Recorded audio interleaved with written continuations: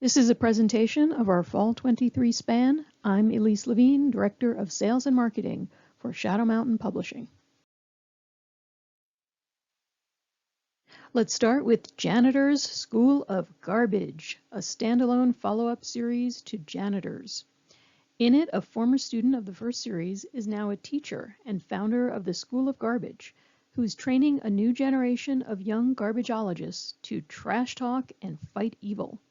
The premise is that garbage comes to life in animated creatures called junklets, who wreak havoc in elementary schools, and specially trained kids from the School of Garbage are sent to stop the rise of the trash monsters.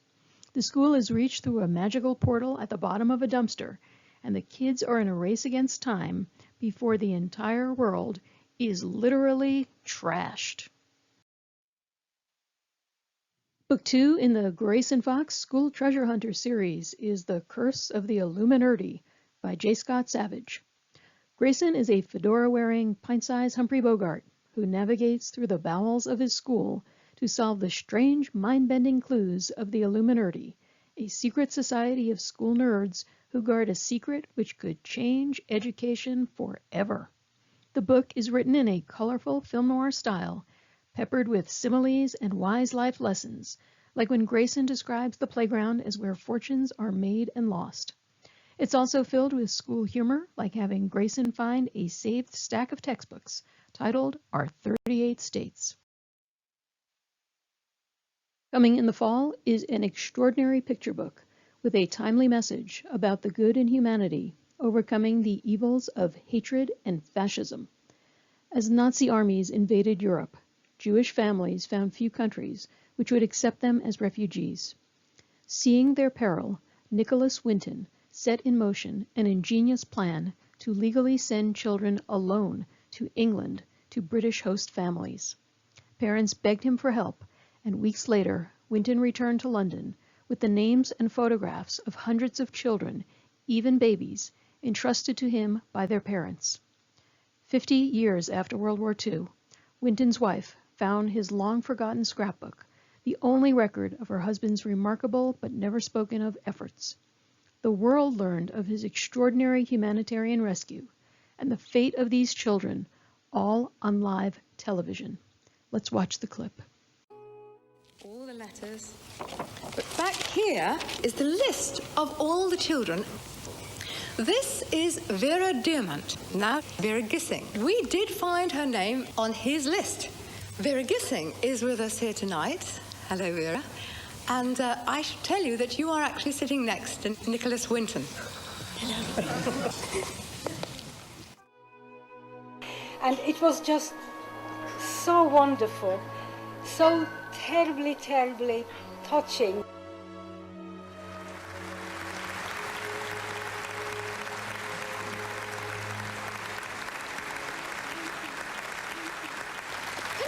Is there anyone in our audience tonight who owes their life to Nicholas Winton? If so, could you stand up, please?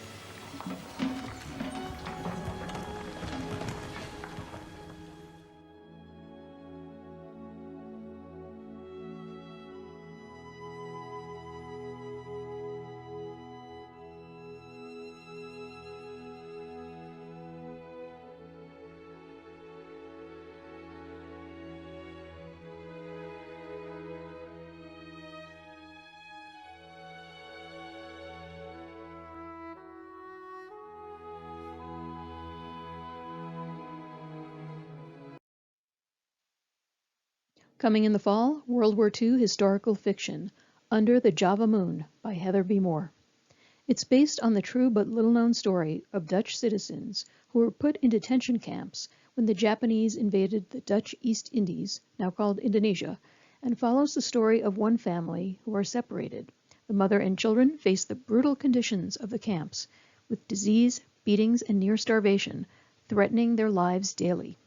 The father has barely survived the bombing of his minesweeper as he floats in a small dinghy in the merciless heat and sun in the Java Sea, praying for rescue. When the Japanese invaded the Dutch East Indies, millions of Indonesians were enslaved as forced laborers, some sent away to other islands like Burma and Siam. By the war's end, 4 million died as a result of harsh labor and starvation, including 30,000 European civilian deaths in the detention camps. And this book is one of the few to look at the war from the perspective of this part of Southeast Asia. Kneader's Bakery and Cafe is from the restaurant chain which is popular in the western states and was founded 25 years ago by the author, who is fascinated with old-world European baking techniques, which she perfected into artisan bread, which became the basis for the Kneader's Bakery and Cafe. This cookbook is a compilation of recipes from their most requested menu items. Moving on to Proper Romance series, which is clean content, meaning all the passion and longing you'd expect in the genre, but there's no onstage sex, so it's suitable for all ages. The Queen and the Knave is the final book in Sarah M. Eden's Victorian Dread Penny Proper Romance titles. And from that 5-book series, we'll publish the Dread Penny Society compilation of all the Penny Dreadful short stories from the books, plus 3 new stories by the author. Penny Dreadfuls were popular fiction during the Victorian era and ranged from ghost stories to adventures to lurid crime dramas. And these are 2 more proper romance titles coming in the fall. Windsong Manor is by Julie Wright, who has written several proper romances for us. In this book, Eleanora comes from a life of privilege, but when her abusive husband dies, she finds herself a widow, finally able to choose her own path, until she meets a man far below her social status who she falls in love with.